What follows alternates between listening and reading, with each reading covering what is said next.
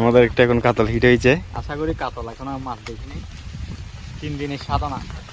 3 দিন পর দোয়া করবেন যেন মাছটা তুলতে পারি।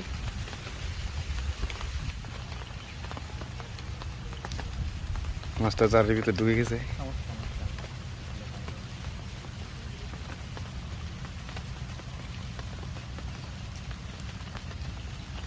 দীপঙ্কর ভাইয়া খেল দিচ্ছে।